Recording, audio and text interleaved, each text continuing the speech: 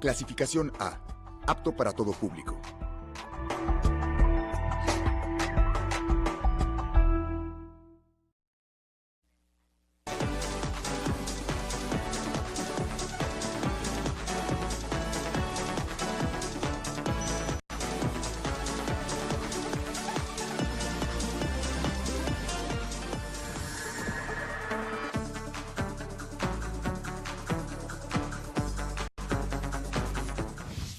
Bienvenidas y bienvenidos a Aprende en Casa. Lo padre de este programa es que vamos a poder seguir aprendiendo de una manera distinta a como lo hacemos cuando vamos a la escuela. Una vez que te hayas lavado las manos, toma papel y lápiz para anotar y siéntate frente a la televisión. Aprenderás que mediante la escritura de cartas puedes comunicar ideas, sentimientos y sucesos. Hoy vamos a ver el tema relacionado con el uso de cartas para expresar ideas, sentimientos y sucesos. Para eso seleccionamos unos videos para ti. Al final te haremos unas preguntas para que pienses un poco más sobre lo que aprendiste. Disfrútalo.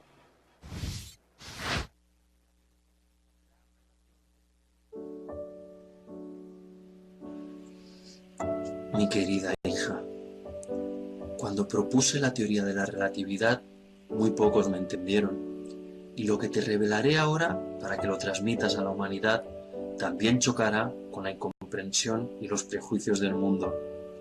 Te pido, aún así, que la custodies todo el tiempo que sea necesario, años, décadas, hasta que la sociedad haya avanzado lo suficiente para acoger lo que te explico a continuación.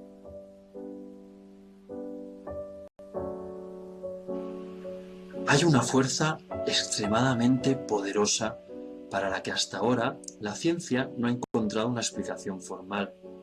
Es una fuerza que incluye y gobierna a todas las otras y que incluso está detrás de cualquier fenómeno que opera en el universo y aún no haya sido identificado por nosotros.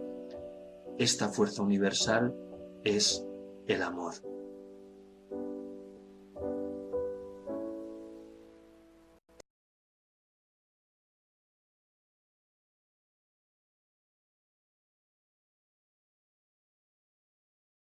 De las fuerzas. Cuando los científicos buscaban una teoría unificada del universo, olvidaron la más invisible y poderosa de las fuerzas. El amor es luz, dado que ilumina a quien lo da y lo recibe. Gravedad, porque hace que unas personas se sientan atraídas por otras. El amor es potencia, porque multiplica lo mejor que tenemos y permite que la humanidad no se extinga en su ciego egoísmo. El amor revela y desvela. Por amor se vive y se muere. El amor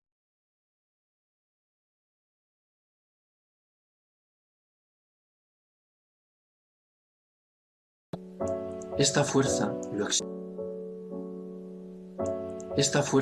lo explica todo y da sentido en mayúsculas a la vida.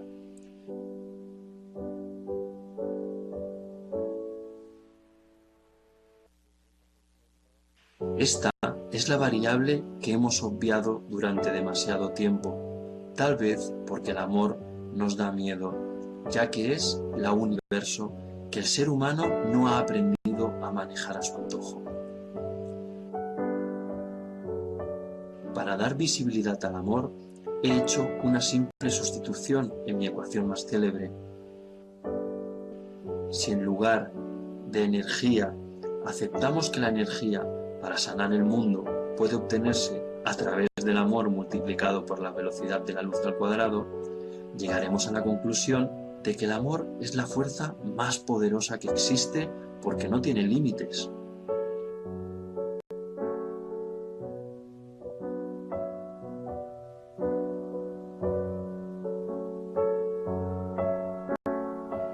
Tras el fracaso de la humanidad en el uso y control de las otras fuerzas del universo que se han vuelto contra nosotros, es urgente que nos alimentemos de otra clase de energía.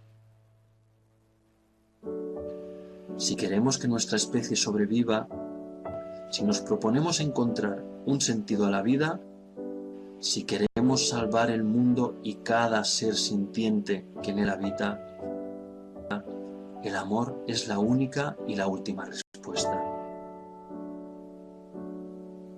En él habita, el amor es la única y la última respuesta.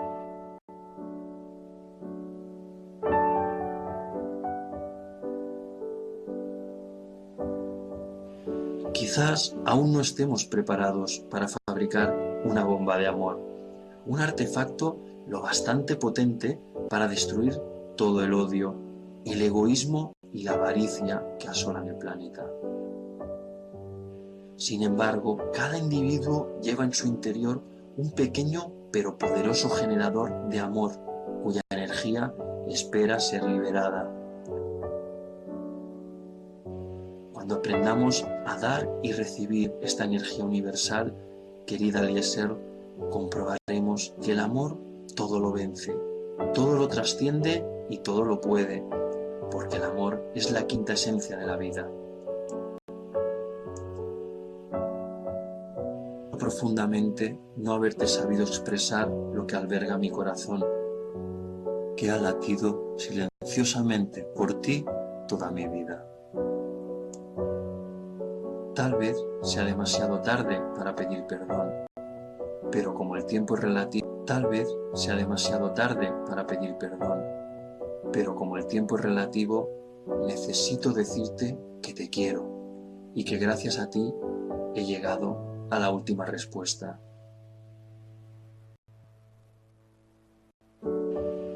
Tu padre, Albert Einstein.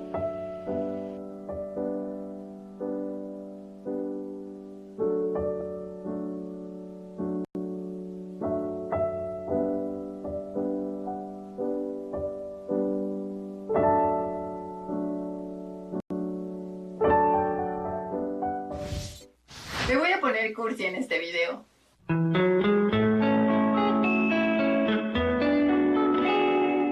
Aloha, soy Carla y esto es Burbuja de Letras. Hoy vamos a hablar de cartas, porque antes de WhatsApp, Messenger y todas esas apps donde ahora se pueden mandar mensajes instantáneos, las parejas utilizaban este medio para comunicarse. Las cartas beneficiaban particularmente a parejas que mantenían relaciones a distancia o que tenían relaciones complicadas, relaciones ocultas, prohibidas. Y precisamente son este tipo de relaciones complicadas las que retomaremos en este video, donde vamos a tomar pequeños fragmentos de cartas de personajes famosos en la historia y de escritores, obviamente, que escribieron a sus amadas. La correspondencia amorosa tiene un gran efecto en nosotros porque el ser humano es un ser que ama.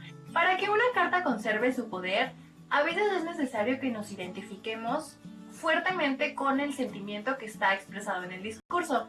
Pero incluso cuando no nos llegamos a identificar con este sentimiento, cuando leemos esas cartas podemos sentir esa explosión.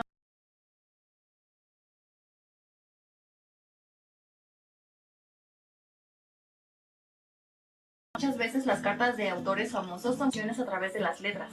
Los amantes expresan en sus epístolas sentimientos muy íntimos y profundos. Es por eso que muchas veces las cartas de autores famosos son publicadas de manera póstuma.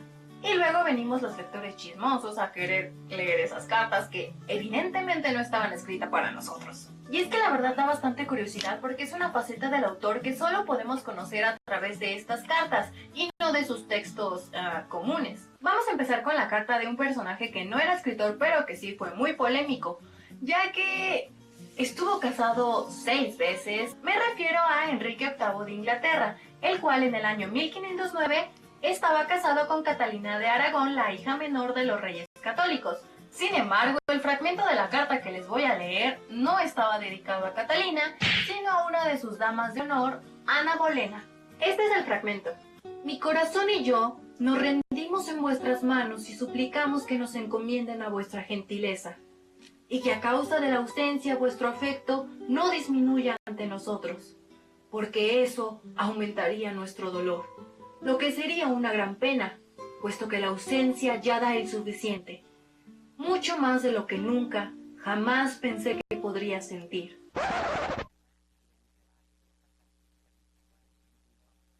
Bien intenso, ¿no? Pues esta relación no terminó muy bien que digamos. Enrique VIII le pidió al Papa permiso para divorciarse de Catalina. Uno, porque no le había dado un hijo varón. Y dos, porque quería casarse con su amante, Ana. En ese tiempo las autoridades eclesiásticas tenían mucho poder político y económico. Entonces todo lo que hacían, incluso la realeza, tenía que ser bajo su consentimiento. Como el Papa le dijo que no podía divorciarse de Catalina, Enrique aprovechó todo el movimiento de la Reforma Protestante para deslindarse de la Iglesia romana, que estaba a cargo del Papa, y crear su propia iglesia protestante, la Iglesia Anglicana. Así podría divorciarse de Catalina y casarse con Ana Bolena, lo cual en efecto hizo. Ellos se casaron en secreto. Todo este merequetengue para que años después Enrique VIII acusara a Ana Bolena de adulterio y la mandara a ejecutar. Ahora vamos a pasar a un panorama menos sombrío, pero igual o no, incluso más pasional. Me refiero a las famosas cartas a Chepita escritas por Jaime Sabines. Como sabemos, esta correspondencia se da cuando Jaime estudiaba en la Ciudad de México en la Facultad de Filosofía y Letras y Chepita se encontraba en Chiapas descansando o a veces por una enfermedad porque era muy enfermiza. Creo que en las cartas de Jaime podemos ver el sentimiento de deseo muy marcado. Una de las partes donde más expresa este deseo es, por ejemplo, este. Eres mi pan, mi aire, agua, sol y vida, lo indispensable mío para ser yo. Eres lo que pienso, eres lo que imagino, eres, ay, lo que deseo. El anhelo y la sed y el hambre de tu cuerpo, el anhelo y la sed y el hambre de tu alma. Imagino, eres, ay, lo que deseo. El anhelo y la sed y el hambre de tu cuerpo, el anhelo y la sed y el hambre de tu alma. Pero deseo no es el único sentimiento que podemos encontrar en las cartas de Jaime. También se manifiestan, por ejemplo, el enojo. Esto ocurría cuando Chepita no le contestaba sus cartas o tardaba mucho en escribirle, cosas que hacía, bla, bla, bla. A más tardar el viernes 9, debía haber tenido respuesta. Yo no voy a pelear contigo. Si los amores de lejos son de... El estarse peleando por carta es el sumum de la estupidez. Simplemente voy a dejarte de escribir.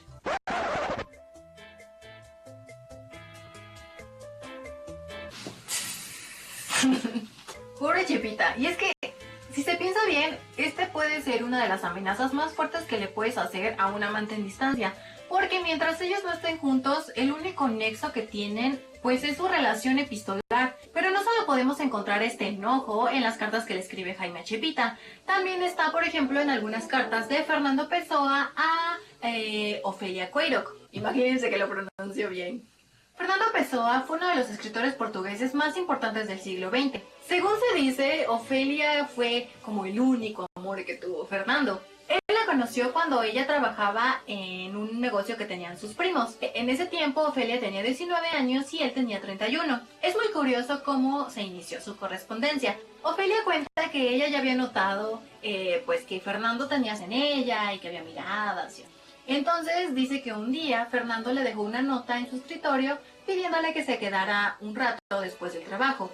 Ofelia acepta, se queda y entonces Fernando entra, se arrodilla y empieza a declarársele tal como Hamlet se le declara a Ofelia. En ese momento Fernando entra, se arrodilla y empieza a declarársele tal como Hamlet se le declara a Ofelia. En ese momento Ofelia se saca un poco de onda y se va a su casa, pero después nota que Fernando los siguientes días hace como si no pasara nada, entonces a ella pues no le gusta ese comportamiento y le escribe una carta para quejarse. Y es así como empieza su correspondencia, cuando Fernando le contesta. Como podemos ver, ellos no eran amantes a distancia, pero a pesar de que, o sea, como que convivían en un mismo círculo, mantuvieron esta relación epistolar. Lamentablemente su relación solo duró 9 meses. Se sabe que este escritor tuvo al menos 81 personalidades distintas. las cuales se manifiestan en sus textos. A cada autor que tenían con diferente nombre le daba una personalidad. Un autor era filósofo, el otro era poeta. En el fragmento que les voy a leer se puede ver cómo Fernando se muestra enojado porque él está enfermo, tal vez no físicamente, pero sí se siente mal. Comprendo bien que, teniendo tu salud, poco te aflijas porque los demás sufran. Incluso cuando esos demás son, por ejemplo, yo, a quien tú dices amar. Comprendo que una persona enferma es molesta y que es difícil ser cariñoso con ella. Pero solo te pediría que fingieses ese cariño, que simulases algún interés por mí.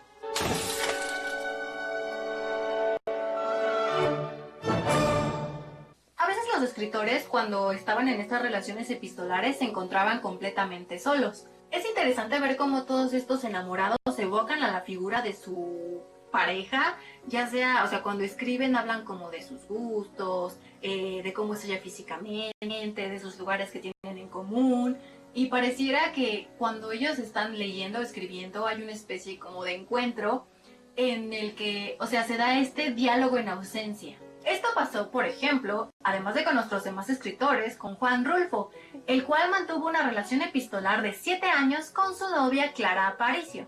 De hecho, en el año 5 de esta relación, ellos se casaron, pero mientras Juan estuvo trabajando en una empresa en Guadalajara, completamente solo, no tenía ningún familiar ni nadie ahí, entonces prácticamente su única compañía era Clara. A Juan Rulfo a veces le pesaba tanto la soledad que le escribía este tipo de cosas a Clara. A veces imagino que hace ya tiempo que te casaste conmigo, y que estás de vacaciones allá en tu casa, y que pronto volverás, y entonces ya no me separaré de ti. A veces pienso eso, así no me siento tan solo. A veces cuando leemos estas cartas pensamos que son como muy pasionales o demasiado intensas. Es que tenemos que pensar que si los amantes estaban separados, a veces los escritores dicen eso, así no me siento tan solo.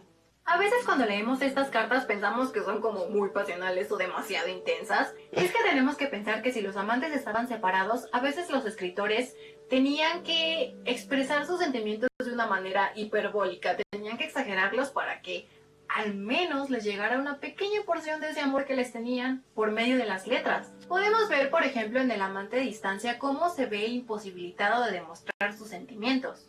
Comienza a tener dudas, no sabe si es amado, quiere que le escriban, se siente muy solo. Por medio de las cartas es capaz de aparecerse ante su amada, aunque no esté ahí físicamente.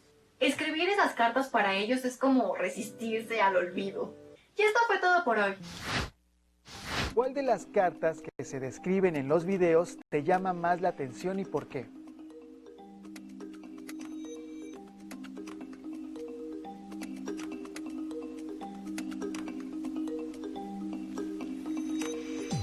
Platica con tu mamá, papá o abuelos si alguna vez recibieron o enviaron una carta a alguien, a quién la mandaron o de quién la recibieron.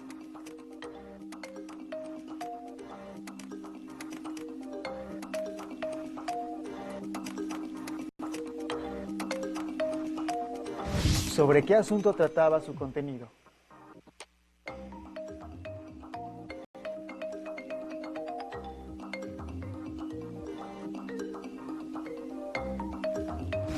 ¿Cómo enviaron o recibieron esa carta?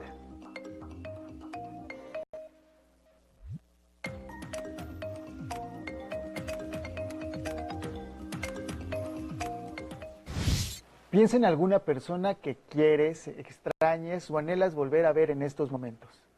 Piensa en los motivos de o querer ver a esa persona. Ahora, toma tu cuaderno y escribe una carta a esa persona. Y si es posible y lo deseas, envíala por algún medio. En el libro de texto de español de Sexto, se explica el tema a partir de la página 110. Si en tu casa hay otro libro sobre el tema o tienes internet, explóralos. Así podrás saber más. Si no cuentas con estos materiales, no te preocupes. En cualquier caso, platica con tu familia sobre lo que aprendiste. Seguro les parecerá interesante y podrán decirte algo más. Responde a las preguntas en una hoja, ya sea a través de un escrito, dibujo o esquema, y guárdalas en tu carpeta de experiencias, para que en cuanto sea posible, se las entregues a tu maestra o maestro. Muy bien, esto fue Estimado Destinatario. Esperemos que te haya gustado. Y nos vemos en la próxima aquí en Aprende en Casa. Si no tienes el libro de texto o necesitas ayuda para responder a las preguntas, llama a Educatel 55 36 01 75 99 y 800 288 66 88. También puedes encontrar los libros de texto en la página que aparecerá en la pantalla. Ahora vamos a activarnos un poco.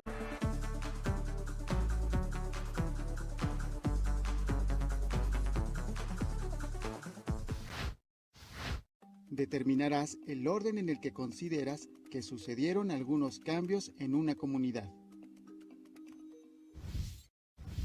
Y ahora, ¿cómo ha cambiado la vida en mi entidad? Revisaremos este video para realizar nuestra siguiente actividad.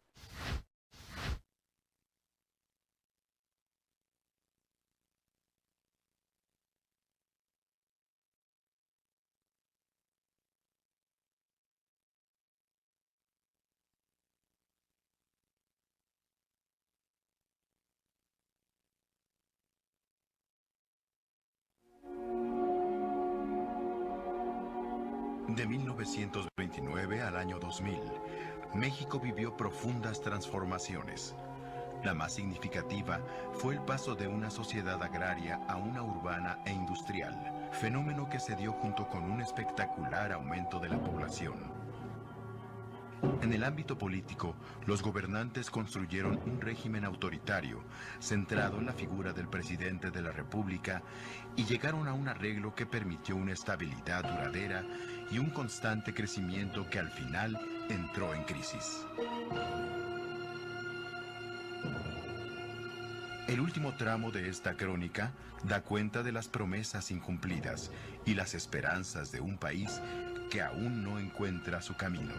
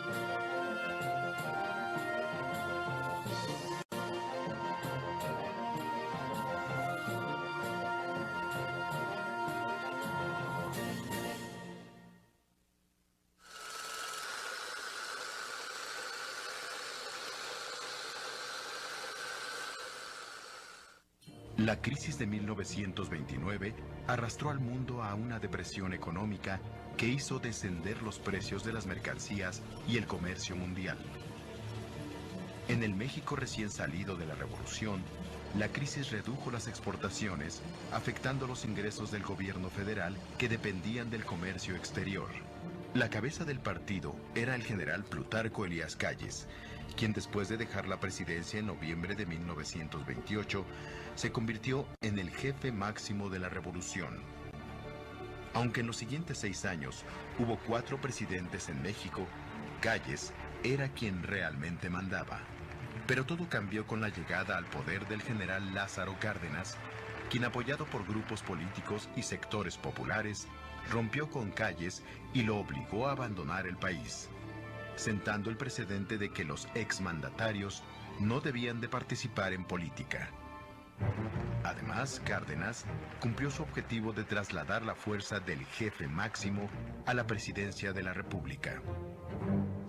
Su régimen emprendió importantes reformas, llevando a cabo un amplio reparto agrario y desarrollando la educación y el sistema de salud. En el ámbito internacional, dio asilo a miles de refugiados de la Guerra Civil Española. Cárdenas promovió la organización de las clases trabajadoras y las relacionó con el gobierno para que sirvieran de contrapeso frente a las presiones de los grupos de poder económico. Ya con el respaldo popular, el PNR se convirtió en el Partido de la Revolución Mexicana. A principios del 38, las compañías petroleras extranjeras desafiaron abiertamente al Estado mexicano. Desatendieron un fallo de la Suprema Corte de Justicia que favorecía a los trabajadores, y la respuesta del gobierno fue la expropiación petrolera del 18 de marzo de 1938. Como respuesta a lo que se consideraban excesos socializantes del gobierno de Cárdenas, grupos de inconformes crearon el Partido Acción Nacional bajo la dirección del abogado Manuel Gómez Morín. Para las elecciones de 1940, Cárdenas y el partido oficial apoyaron al general Manuel Ávila Camacho, estableciendo así otro de los mecanismos básicos del arreglo político del país. El presidente de la República, por medio de su partido oficial, designaba a su sucesor. Soy puro mexicano y nunca me he dejado, si quieren informarse la historia les dirá que México es valiente y nunca se ha arrasado, viva la democracia, también la libertad. La conflagración mundial había estallado. Los ejércitos de Inglaterra, Francia, Bélgica y Polonia trababan ya los primeros combates de la que había de ser la guerra más sangrienta que registra la historia, cuando tomó posesión de la presidencia de la República el general don Manuel Ávila Camacho. A nadie se escapaba la trascendencia de los problemas con que habría de enfrentarse el nuevo presidente. Él mismo, previendo la gravedad de la situación que se avecinaba, agrupó a la nación bajo la doctrina de la unidad nacional, para evitar que los conflictos internos debilitaran la resistencia de la familia mexicana ante los peligros que se cernían sobre ella. Sin embargo, fue hasta mayo de 1942 cuando México entró al conflicto. Como reacción a la guerra, se instituyó el Servicio Militar Nacional, que permanece hasta nuestros días. Paradójicamente, el impacto de la guerra favoreció la economía nacional, promoviendo el flujo de capitales del exterior y la posibilidad de emprender nuevos negocios. Como la guerra dificultaba la adquisición de productos extranjeros, los empresarios y el gobierno unieron esfuerzos para fabricarlos en el país. Esta estrategia de industrialización se conoció como la sustitución de importaciones y fue reforzada con el establecimiento de aranceles o impuestos a la importación que protegían a los productores nacionales de la competencia internacional. A pesar de las diferencias entre Ávila Camacho y Cárdenas, se daba continuidad a la idea de que el dinero público debía desempeñar un papel fundamental en el rumbo económico del país. Como resultado de la guerra y el impulso al desarrollo moderno de la economía, el gobierno y los grupos empresariales se fijaron como meta la industrialización y la urbanización del país. La idea de un México agrario se fue quedando atrás. La modernización dependía de la multiplicación de fábricas, técnicos y obreros. Los avances tecnológicos eran iguales a productividad. La productividad igual a ganancias para los empresarios y a mejores salarios para los obreros. Se apostaba por el mercado interno como motor de la economía. Para apoyar a los industriales, se inició el control de la inconformidad obrera por medio de sindicatos y líderes oficialistas, conocidos como charros. A cambio del sometimiento de los trabajadores, los líderes sindicales recibieron privilegios y cargos públicos o de representación popular bajo la bandera del partido oficial. El líder más emblemático fue Fidel Velázquez, quien desde la CTM apoyó el control gubernamental sobre la clase obrera durante más de medio siglo. La CTM, podemos decir, ha traspasado sus propias fronteras. Estos cambios en la política convirtieron al PRM en el Partido Revolucionario Institucional, PRI. La revolución había pasado de ser un movimiento de reivindicaciones sociales a transformarse en una institución corporativa. La llegada de Miguel Alemán al poder marcó la aparición de una nueva clase política compuesta por personajes que no provenían de las filas militares ni habían participado en la revolución. Eran los herederos de los vencedores, la llamada familia revolucionaria. Con Alemán se expandió la industria de la construcción y crecieron los medios de comunicación masiva. Durante su sexenio comienza a operar la televisión comercial en México.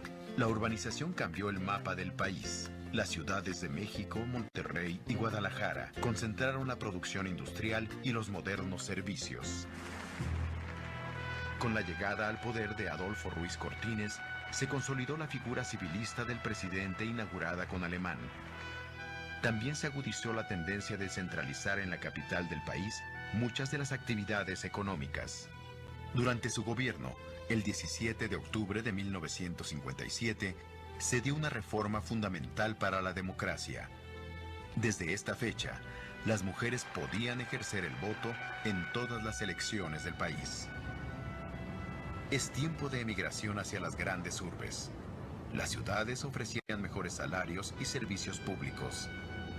El negocio inmobiliario y la construcción cobraban auge. En México, muchos dijeron que se estaba dando un milagro económico. A finales de los 50, el gobierno invertía en infraestructura, energía y comunicaciones. La inversión privada aumentaba sobre la base de una economía fuertemente protegida de la competencia exterior.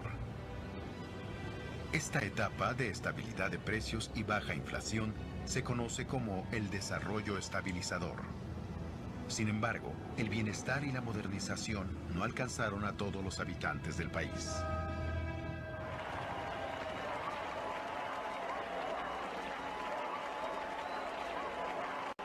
Al presidente Adolfo López Mateos le correspondió organizar los festejos del medio siglo de la Revolución.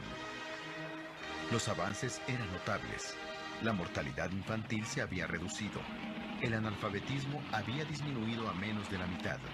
Las carreteras atravesaban el territorio nacional. La producción petrolera casi se había triplicado y la generación de energía era 7 veces mayor. La clase media urbana había crecido. Su expansión obedecía al aumento de empleados y funcionarios de empresas privadas, de burócratas, de profesionistas independientes y pequeños empresarios.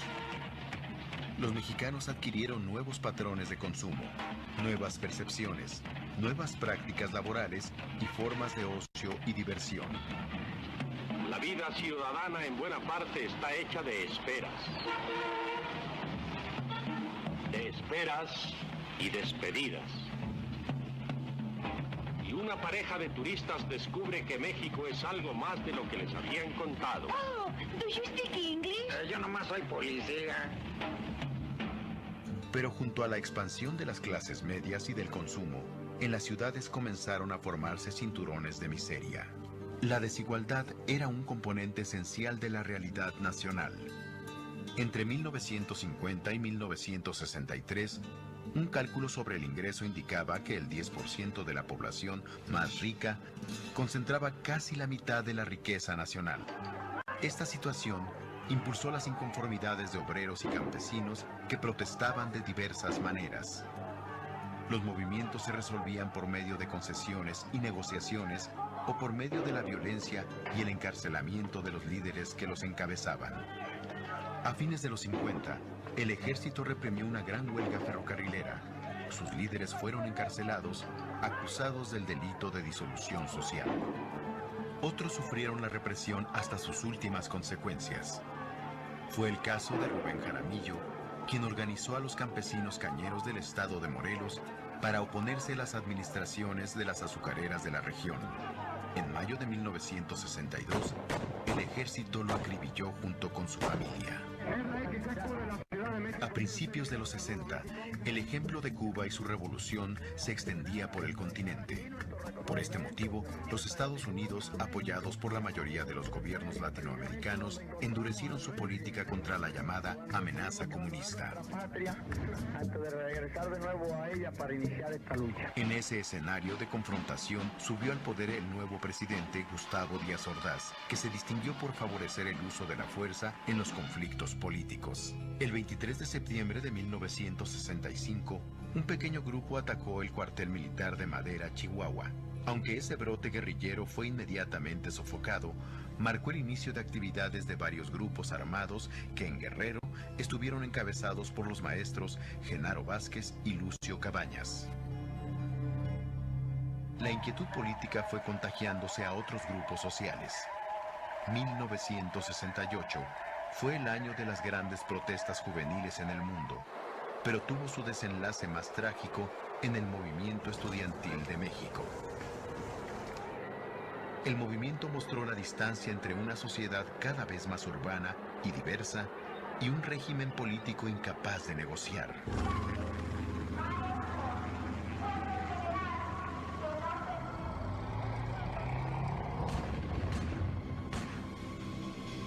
Asumo íntegramente la responsabilidad personal, ética, social, jurídica, política e histórica por las decisiones del gobierno en relación con los sucesos del año pasado.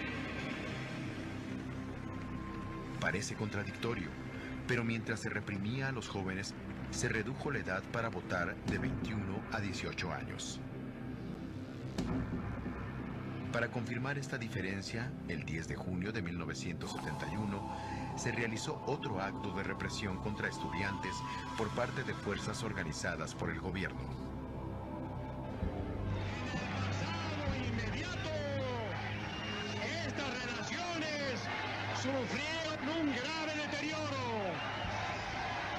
Sin embargo, mi gobierno, que es un gobierno de universitarios, aceptó el reto del diálogo, no de la gritería anónima.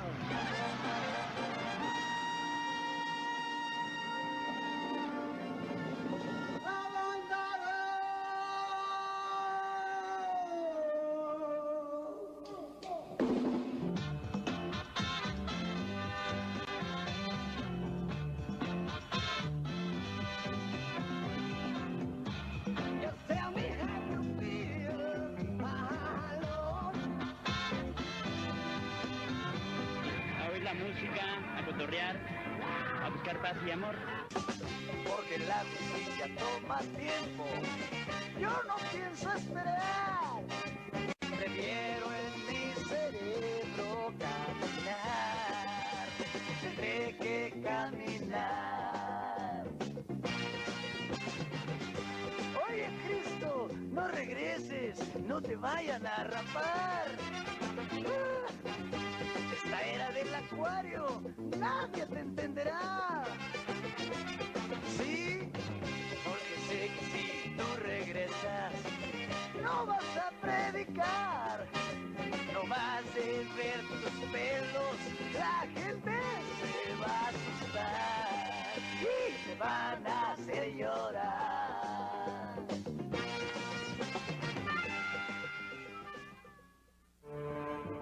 Para 1973, la época de oro de la posguerra había terminado. En México se había agotado el modelo de desarrollo basado en la industrialización por la vía de la sustitución de importaciones. El presidente Luis Echeverría intentó hacer una reforma fiscal para recaudar más impuestos. Los empresarios se opusieron rotundamente. Entonces el gobierno decidió pedir préstamos externos para mantener e incluso elevar el gasto público. Crecía la irritación en distintos grupos sociales. Los empresarios estaban indignados por el asesinato de Eugenio Garza Sada, perpetrado por un grupo guerrillero en septiembre de 73, mientras que los obreros sostenían una lucha contra el control sindical de los líderes oficialistas. Como respuesta, el gobierno recurrió a desapariciones y asesinatos de decenas de militantes. Esta represión, conocida como la Guerra Sucia, se prolongó a lo largo de esta década. En 1976, como resultado de las condiciones del mercado mundial, pero también de las políticas económicas del Estado, se devaluó el peso después de más de 20 años de haberse mantenido estable. Para superar la crisis, el gobierno se vio obligado a pedir préstamos al Fondo Monetario Internacional. El panorama pareció componerse cuando a principios de 1978, el nuevo presidente José López Portillo anunció el descubrimiento de grandes yacimientos petroleros en la sonda de Campeche. Entonces el gobierno mexicano recurrió a préstamos para que Pemex elevara su capacidad productiva, que en tan solo 4 años se elevó más de 10 veces. para 1982, la deuda pública había aumentado y el precio del petróleo había comenzado a disminuir. Se elevaron las tasas de interés. Menos ingresos y mayores gastos por los intereses de la deuda desequilibraron las finanzas públicas, y en agosto de ese año, el secretario de Hacienda reconoció la quiebra de la economía mexicana y anunció la suspensión de pagos a los acreedores extranjeros. Los especuladores y los ahorradores sacaron del país grandes cantidades en dólares y elevaron el precio de la moneda de 26 a 70 pesos. Con la intención de retomar el control de la economía, López Portillo expropió la banca. Defendamos nuestro peso con los aranceles, con las licencias y con los estímulos y fomento a la exportación. Esa es la estructura que conviene al país. Esa es la estructura a la que me he comprometido a defender como perro. Esta medida no obtuvo el apoyo generalizado de la población. La desconfianza con respecto al grupo gobernante era inocultable. La llegada al poder de Margaret Thatcher en Inglaterra y de Ronald Reagan en Estados Unidos a principios de los 80 marcó el inicio de la reacción conservadora ante la crisis mundial. En 1982, el nuevo presidente Miguel de la Madrid, con las condiciones impuestas desde el Banco Mundial y el Fondo Monetario Internacional, disminuyó el gasto y las inversiones públicas e inició la venta de paraestatales. Los salarios cayeron, se agudizó el desempleo y creció el autoempleo en forma de ambulantaje. Muchas organizaciones salieron a la calle a protestar. Otras prefirieron la lucha electoral. Empezaron a impugnar y a derrotar al PRI en elecciones municipales, especialmente en el norte del país. A pesar de la oposición de amplios sectores, los gobernantes y algunos grupos empresariales empezaron a cuestionar el modelo de sustitución de importaciones y promovieron una apertura paulatina al mercado mundial. La industria maquiladora entró en una etapa de auge en México. En 1987, en medio de una inflación incontrolable, se inició la campaña para las elecciones presidenciales. El PRI se dividió.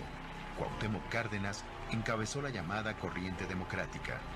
Este movimiento atrajo a otras agrupaciones de izquierda que se unieron en el Frente Democrático Nacional. El PRI postuló a Carlos Salinas de Gortari y el PAN a Manuel J. Cloutier. Las elecciones del 2 de julio de 1988 causaron polémica. Se habló de un gran fraude electoral amparado en la caída del sistema de cómputo de votos. Establecen plenamente el triunfo legítimo del ciudadano Carlos Salinas de Gortari. El nuevo gobierno tomó posesión con muy poca legitimidad. Termina la época de partido prácticamente único y entramos ahora en una nueva etapa política en la vida del país, con partido mayoritario y muy intensa competencia de la oposición. Para fortalecerse, dio golpes judiciales espectaculares y reconoció por primera vez el triunfo de un opositor en unas elecciones gubernamentales. Ese mismo año también nació el Partido de la Revolución Democrática, conformado por los grupos del Frente Democrático Nacional. A fines de los 80, cayó el muro de Berlín y después el bloque de países socialistas europeos y la Unión Soviética desaparecieron.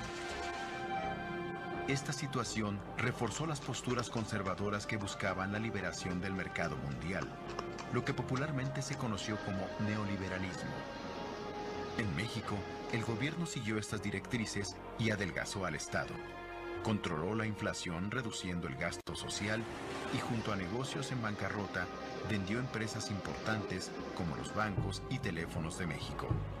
A principios de los 90 se renegoció la deuda externa mexicana. Este hecho tuvo un efecto positivo sobre las finanzas públicas y detuvo la inflación que, sin embargo, no evitó el declive de la economía. el gobierno reiteraba que México estaba a un paso del primer mundo y para pertenecer a tan selecto grupo era necesario firmar el Tratado de Libre Comercio con Estados Unidos y Canadá. Esta decisión confirmó el abandono del modelo de sustitución de importaciones e impulsó la apertura comercial y las exportaciones como sustento del desarrollo nacional.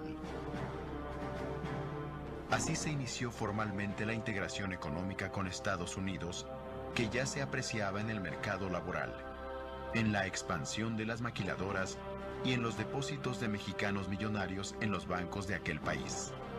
El TLC se aprobó en 1993 para que entrara en vigor el 1 de enero del año siguiente.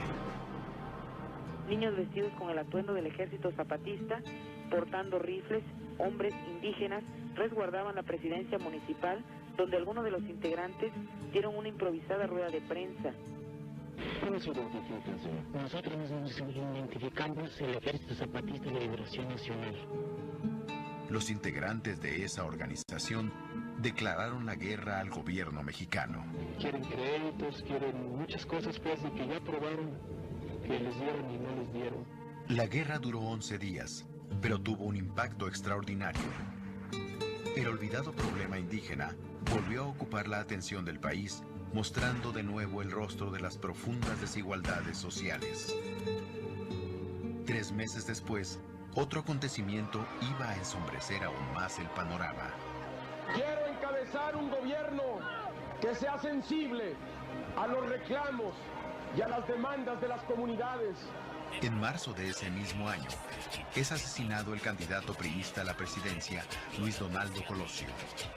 Esta situación demostró las fracturas del grupo gobernante. Tal vez por el temor que provocaban los conflictos, el candidato sustituto del PRI, Ernesto Zedillo, ganó sin problemas las elecciones de 1994. Para cerrar con broche de oro, un poco antes de la Navidad, el peso se devaluó casi al 100%, sacudiendo a la economía mexicana. Las tasas de interés se dispararon. Numerosos deudores se vieron imposibilitados para pagar los créditos contraídos con los bancos. La clase media mexicana vivió su peor época. La pobreza se profundizó. El alza de los precios del petróleo logró recuperar el crecimiento económico. Sin embargo, el gobierno se comprometió a pagar los préstamos incobrables de los bancos, algunos de ellos de muy dudosa legalidad. La migración se acrecentó como nunca. Casi 9 millones de mexicanos residían en Estados Unidos. Sus crecientes envíos de divisas se convirtieron en una de las grandes fuentes de ingresos de la economía nacional, por encima de muchas importaciones. En 2000, la situación social había mejorado en algunos aspectos, pero la desigualdad social se había acrecentado. Las elecciones del 2000 tuvieron lugar en un escenario caracterizado por la inseguridad, una economía que crecía lentamente, el desempleo y los bajos salarios. Fírmele aquí que va a votar por él. Si votas por mi candidato, le ponemos luz a tu colonia. Vota por quien te dije o atenta a las consecuencias. El candidato priista fue Francisco Labastida, que compitió con Cuauhtémoc Cárdenas por el PRD y Vicente Fox por el PAN. Nuestro sistema de información puede brindar los siguientes datos esenciales. Celebramos las elecciones federales con normalidad en los 31 estados de la República. Por primera vez en la historia, un presidente que no pertenecía al PRI llegaba al poder. Después de 70 años de haber padecido, haberse beneficiado, haber resistido o aprovechado los cambios dictados desde el poder, hoy la sociedad mexicana, cada vez más activa y crítica, insiste en escribir su propia historia. La historia de un nuevo país de cara al siglo XXI.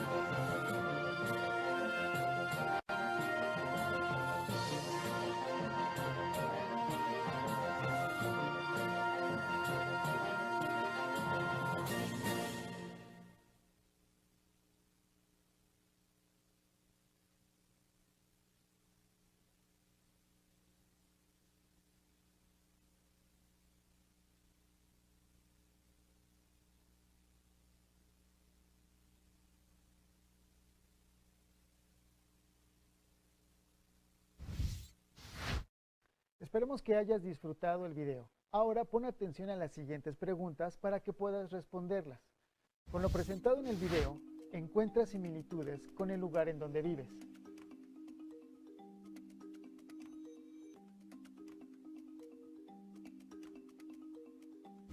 Menciona 5 cosas en las que creas que es semejante y 5 en las que consideres que no se parece al lugar en donde vives. ¿Observaste cómo era el transporte a inicios del siglo pasado y cómo es en la actualidad?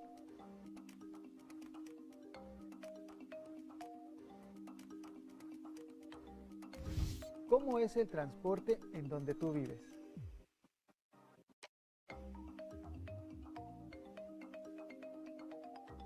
¿Cómo se transportaban tus abuelos y los papás de tus abuelos?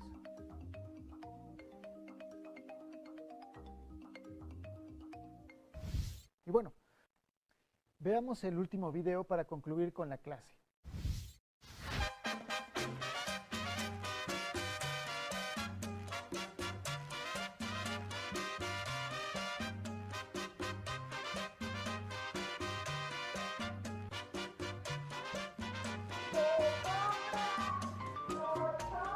La capital es una y muchas a la vez. En cada colonia quedan las huellas de una gran historia. Recorrer sus calles es asomarse a un álbum de nombres que se han perdido y paisajes que se han transformado. Esta es nuestra ciudad. Esta es la Ciudad de México en el tiempo. ¿Qué lugares recreativos, parques, cines, teatros, museos existen ahora en tu comunidad?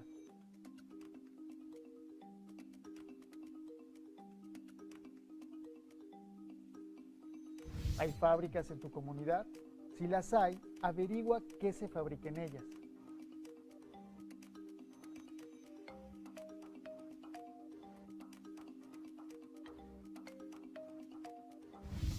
¿Te fijaste cómo vestía la gente en las primeras décadas del siglo pasado?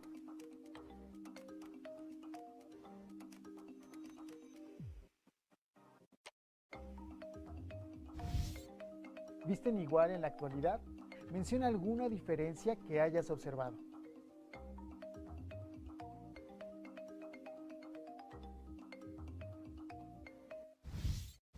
Si en tu casa hay otro libro sobre el tema o tienes internet, explóralos. Así podrás saber más. Si no cuentas con estos materiales, no te preocupes. En cualquier caso, platica con tu familia sobre lo que aprendiste. Seguro les parecerá interesante y podrán decirte algo más. Responde a las preguntas en una hoja, ya sea a través de un escrito, un dibujo, un esquema, y guárdalas en tu carpeta de experiencias, para que en cuanto sea posible se las entregues a tu maestra o maestro. Muy bien, esto fue lo aprendido el día de hoy. Cómo ha cambiado la vida en México y lo que obtenemos de la tierra, los mares, los bosques y el ganado. Esperemos que te haya gustado. Nos vemos en la próxima aquí en Aprende en Casa.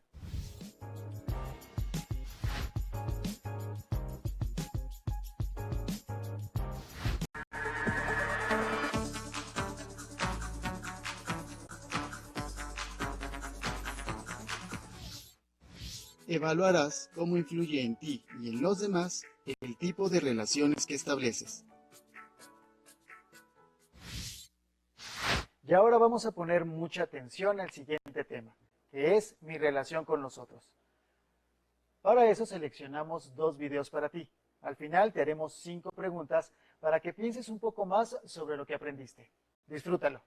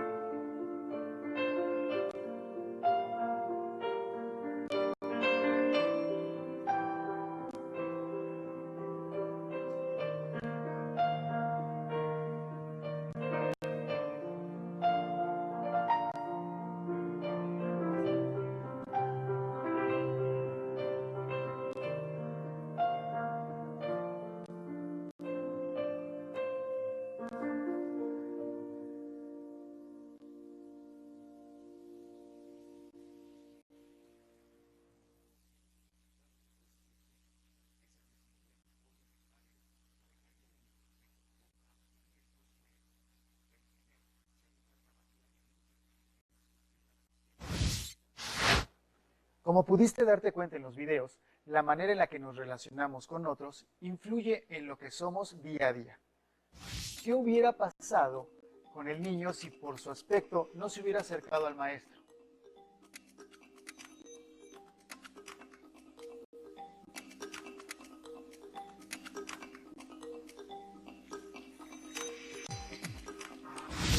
¿Alguna vez te ha pasado que al conocer a alguien no te cayó bien y después de un tiempo ya se hicieron muy buenos amigos?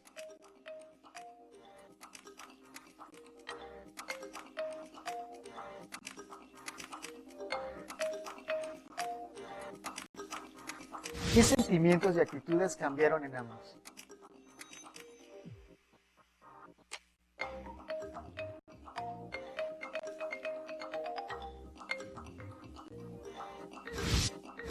El corto de Ian no tiene diálogo.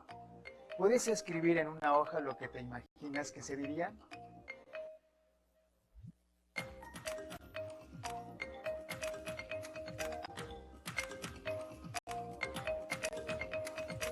¿Imaginas que se diría?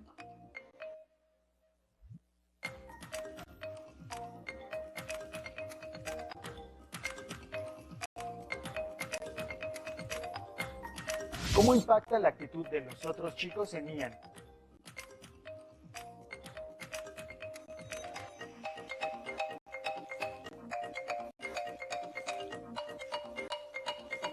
Y al revés, la actitud de Ian, ¿cómo influye en lo que los demás piensan de él?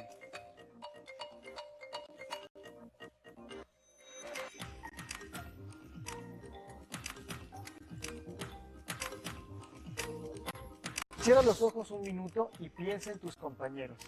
A la mayoría no los has visto en semanas. ¿Por qué no haces un dibujo para tu grupo, expresándole cómo te sientes?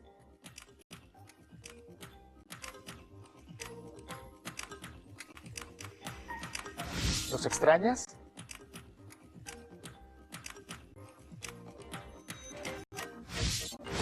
Si en tu casa hay otro libro sobre el tema o tienes internet, explóralos. Así podrás saber más. Si no cuentas con estos materiales, no te preocupes. En cualquier caso, platica con tu familia sobre lo que aprendiste. Seguro les parecerá interesante y podrán decirte algo más. Responde a las preguntas en una hoja, ya sea a través de un escrito, un dibujo o un esquema, y guárdalas en tu carpeta de experiencias, para que en cuanto sea posible, se las entregues a tu maestra o maestro.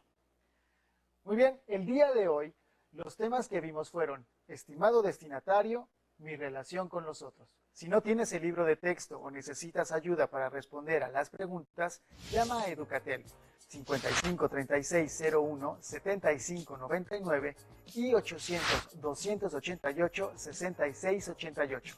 También puedes encontrar los libros de texto en la página que aparecerá en la pantalla.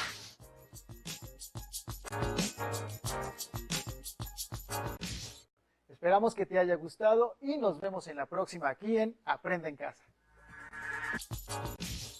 Esperamos que te haya gustado y nos vemos en la próxima aquí en Aprende en Casa.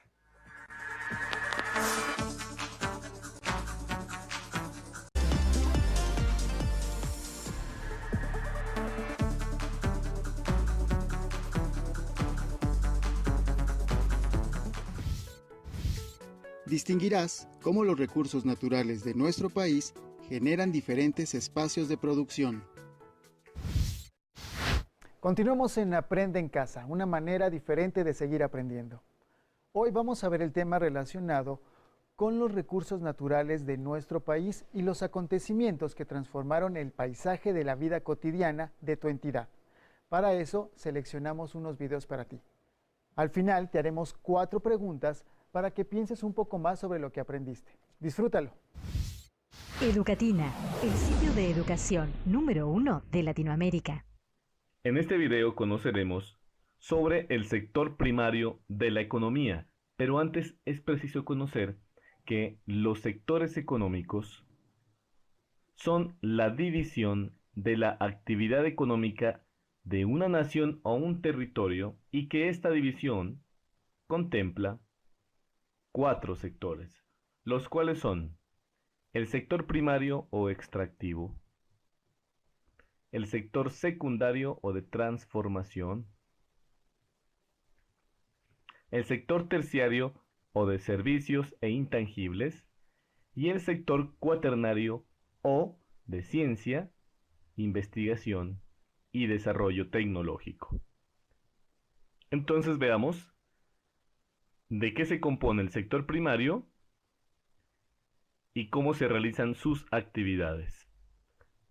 El sector primario obtiene recursos directamente de la naturaleza a través de actividades, por una parte, extractivas, tales como la minería, la explotación forestal o la pesca, y de otra parte, realiza actividades productivas tales como la agricultura o la ganadería. Ahora veamos una a una las actividades del sector primario de la economía, comenzando con la minería. Es la actividad económica mediante la cual se extraen selectivamente de la corteza terrestre diferentes tipos de minerales y estos son empleados por la sociedad moderna para el consumo básico y el diario vivir de nuestras naciones. Entre los tipos de minería se destacan la subterránea, la de superficie, la de pozos y la submarina. La segunda actividad extractiva del sector primario es la explotación forestal,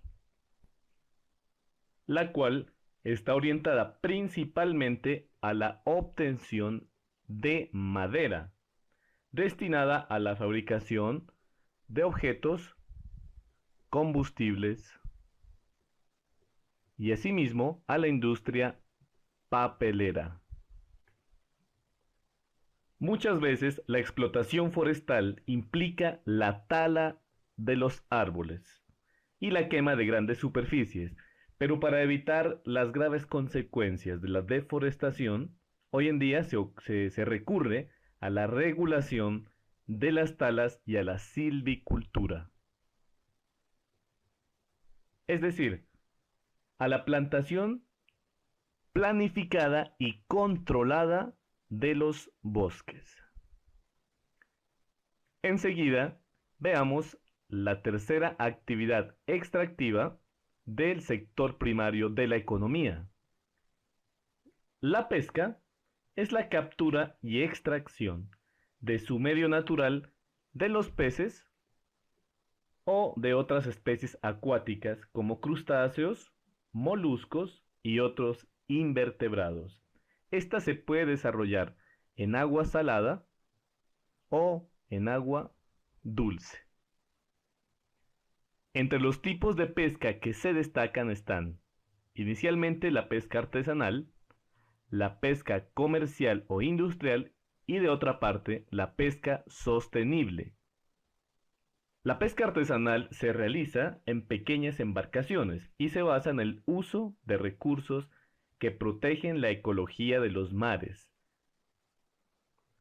Por su parte, la pesca comercial o industrial se efectúa con fines de beneficio comercial. Y finalmente la pesca sostenible, que es una pesca planificada y controlada, consiste en no sobreexplotar el mar y busca perjudicar lo menos posible el entorno marino y permite un aprovechamiento sostenible a través del tiempo. Ahora veamos las actividades productivas del sector primario, comenzando con la agricultura. La agricultura es el conjunto de técnicas y conocimientos para cultivar la tierra. Comprende todo un sinnúmero de acciones humanas que transforma el medio ambiente. Entre los tipos de agricultura tenemos, según el uso del agua, de secano o de regadío, es decir, la que se basa en la lluvia, en el agua lluvia, o en sistemas de riego.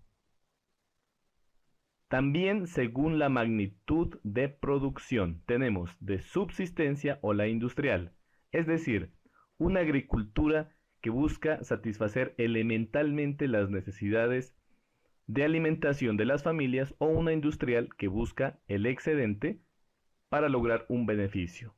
También tenemos la agricultura según el rendimiento de la tierra. Aquí tenemos a la agricultura intensiva o la extensiva. En la intensiva se logra producir grandes cantidades de alimento en pequeñas superficies y en la extensiva se realiza en grandes superficies de tierra. Esta es típica de los países subdesarrollados. También existe una agricultura según el método y objetivos. Es decir, tenemos la agricultura tradicional, que es la que se desarrolla a través de las generaciones, la orgánica o ecológica o biológica, que busca proteger el medio ambiente, y la natural, que trata sencillamente de la recolección de los frutos en su hábitat natural. Para finalizar, hablemos sobre la ganadería. La ganadería es aquella actividad primaria que se dedica a la domesticación y cría de animales para que sean consumidos por las personas. Existen distintas clases de ganadería, pero entre ellas tenemos la intensiva, la extensiva o la de autoconsumo. En la intensiva, los animales se hallan en establos en condiciones artificiales de luz, de humedad o de temperatura, mientras que en la ganadería extensiva se realiza en ecosistemas naturales con pocas modificaciones.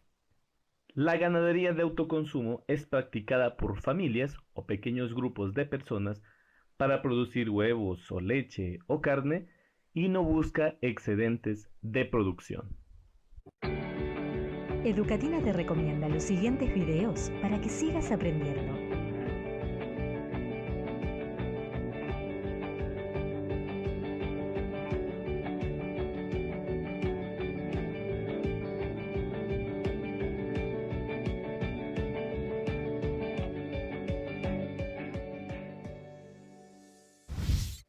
Actividades económicas de México. Agricultura.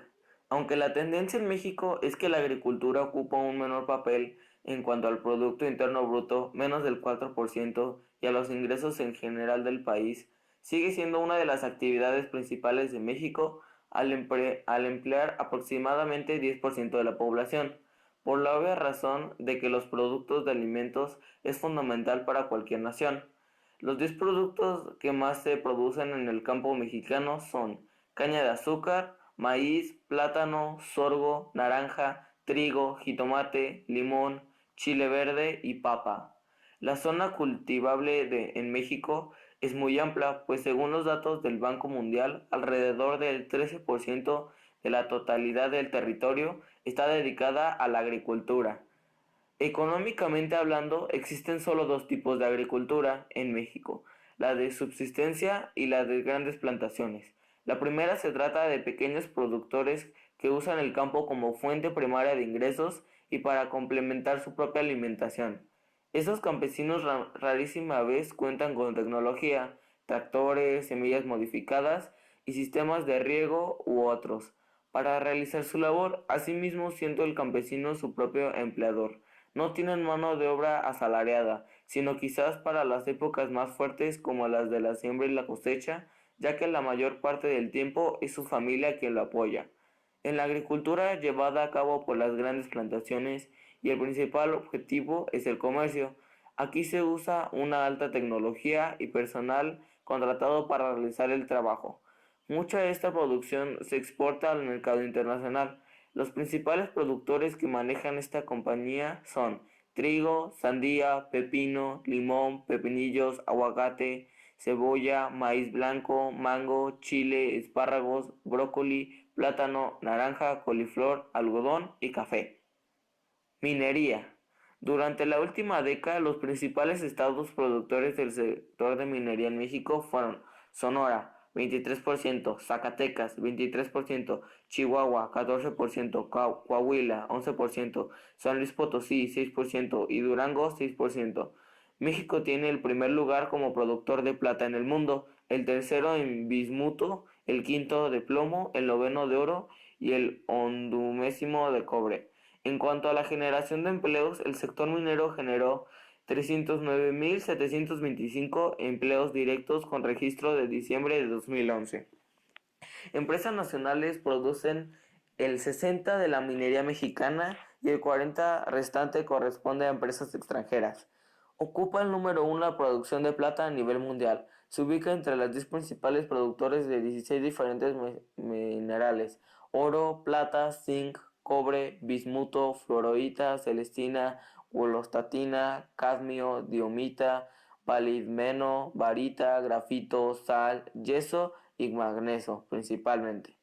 Es el primer destino de inversión en exploración minera en América Latina y el cuarto en el mundo, de acuerdo con el reporte publicado por Metals Economic Group en marzo del 2013. Es el quinto país con el mejor ambiente para hacer negocios mineros, de acuerdo al reporte de la consultora Beire Dolbear, publicado en abril de 2013. Sector minero metalúrgico en México. Contribuye con el 4.9% del Producto Interno Bruto Nacional. En mayo del 2013 generó 337.598 empleos directos y más de 1.6 millones de empleos indirectos, de acuerdo con el reporte del Instituto Mexicano del Seguro Social. Ganadería. Es el conjunto de animales domésticos sometidos a ciertos métodos de explotación con el uso de sacar provecho de los mismos.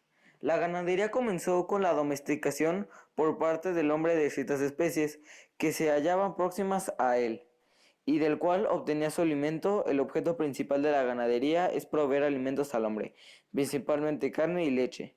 Influencias económicas de la ganadería. La ganadería ha proporcionado desde tiempos muy remotos la alimentación del hombre. En un principio el ganado se criaba para aprovechar su carne y su piel, pero poco a poco se advirtió que también la leche de algunas especies animales constituía un magnífico alimento para el hombre. Mediante las crías sistemáticas, las vacas salvajes se transformaron en masas productoras de leche. Por tanto, la ganadería proporcionaba al hombre comida, bebidas, pieles, lana y cuero. Además de estos productos, se utilizaban también las cerdas para fabricar broches, cepillos y algunos sombreros. La grasa se aprovecha para la fabricación de jabones, los huesos para fabricar pegamento. Los cueros de algunos animales los utilizan para fabricar artesanías y el excremento del ganado de fertilizante como abono en la agricultura. La explotación de la actividad ganadera en nuestro país se puede considerar como una de las más importantes dentro del proceso económico mexicano, debido a la cantidad de personas que desarrollan sus actividades dentro de este medio y la inversión del capital que tiene que hacer el ganadero. Para México representa una de las mayores ventajas en la economía. Turismo. El turismo en México es una actividad económica importante para el país y es una de las mayores en el mundo, colocado en 10º lugar a nivel mundial, en términos de llegadas a turísticas internacionales, con 29 millones de visitantes en 2014. Es el primer destino para turistas extranjeros dentro de América Latina. Los ingresos provienen de los turistas extranjeros, alcanzando USD más de 16 millones en 2014, y México capturó el 15.25% del segmento de mercado turístico en América en términos de llegadas de turistas extranjeros, colocadas en segundo lugar en el continente detrás de Estados Unidos. En 2005, el turismo contribuyó con el 5.7% de los ingresos nacionales provenientes de la exportación de bienes y servicios, y representó el 14.2% de los empleos directos e indirectos de la economía mexicana. El turismo contribuye con el 8.2% del PIB nacional. 45% de estas actividades está orientada a la zona costera. Las atracciones turísticas de México son las ruinas antiguas de la cultura mesoamericana, las ciudades coloniales y los complejos turísticos de playa, el clima templado del país, junto con su herencia histórica y cultural, la fusión de la cultura europea, particularmente la española, con la cultura mesoamericana. También hacen de México un atractivo destino turístico a nivel mundial. La gran mayoría de los turistas extranjeros que visitan México provienen de los Estados Unidos y Canadá. El siguiente grupo en importantes visitantes de Europa y América Latina. Un número reducido de turistas también proviene de los países de Asia. En la clasificación del índice de competitividad en viajes y turismo TTSI, por sus siglas en inglés, en 2011, que mide factores que hacen atractivo realizar inversiones o desarrollar negocios en el sector de viajes y turismo en un país específico. México alcanzó el lugar 43 a nivel mundial, siendo el primer clasificado entre los países de América Latina y el segundo en el continente americano. Ganadería.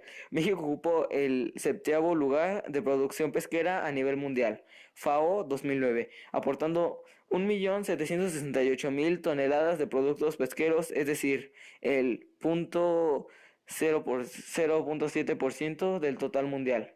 Sin embargo, México se encuentra a varias posiciones atrás de la escala mundial de la industrialización de productos pesqueros, señal de que está generando materia prima a la cual no se le da un valor agregado. La pesquera más importante para producción y valor son camarón, 8º productor mundial, tuna 2, octava posición mundial. Sardina, cuarto productor mundial. Todas aquellas son pesqueras principalmente industriales o de gran escala. La pesca comercial en México ha alcanzado su máximo potencial de desarrollo, existiendo consenso de la mayoría de sus pesqueras, están siendo explotadas con los mayores niveles y algunas ya están en deterioro sobre las explotadas. La Alianza Canaan-CAI desarrolla su iniciativa para establecer una red de refugios pesqueros en el estado de Quintana Roo. Este estado tiene una participación del 0.26 en la producción pesquera nacional, posicionándose como el 20º estado productor pesquero. No obstante, dado el alto valor de sus pesquerías, Quintana Roo aporta el 1.32% al PIB pesquero nacional, ocupando la 7ª posición nacional, INEGI 2011. En Quintana Roo operan 25.000 cooperativas pesqueras con una aproximada de 833 pescadores registrados, operando con 52 permisos vigentes. Adicionalmente existen 158 permisionarios, con sus respectivos permisos de captura. La pesca se lleva a cabo con 588 embarcaciones, de las cuales 90% son de 25 pies y la mayoría operan con motores de 2 tiempos, con la pesca 2008. La pesca en Quintana Roo es prioritariamente artesanal o de pequeña escala. Esperamos que hayas disfrutado los videos. Ahora, pon atención a las siguientes preguntas para que puedas responderlas. A través de los videos identificaste que existen diferentes tipos de actividades económicas y su importancia en la vida de los seres humanos. ¿Cuáles de ellas conoces?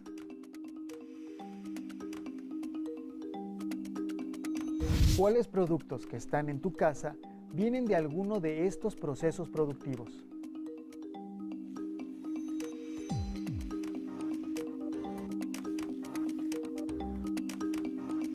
Haz un recorrido por tu casa e identifícalos. Anota en tu cuaderno todas las relaciones que encuentres. ¿Sabes en qué estados del país se desarrollan estos procesos?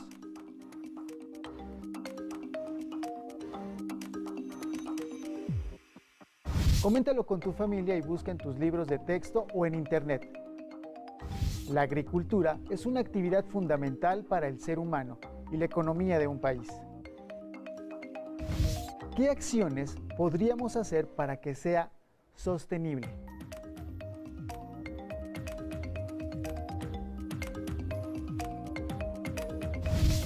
En el libro de texto de Geografía de quinto grado se explica el tema a partir de la página 109.